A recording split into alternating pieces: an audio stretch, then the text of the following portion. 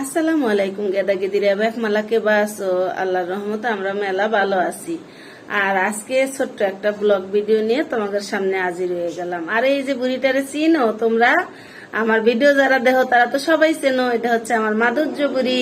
আমার মাধুর্য বুড়ি নাচস খাচ্ছে, সবাই একটু দোয়া করবা আমার মাধুর্য বুড়ির জন্য, আমার লক্ষ্মী বুড়িটার জন্য।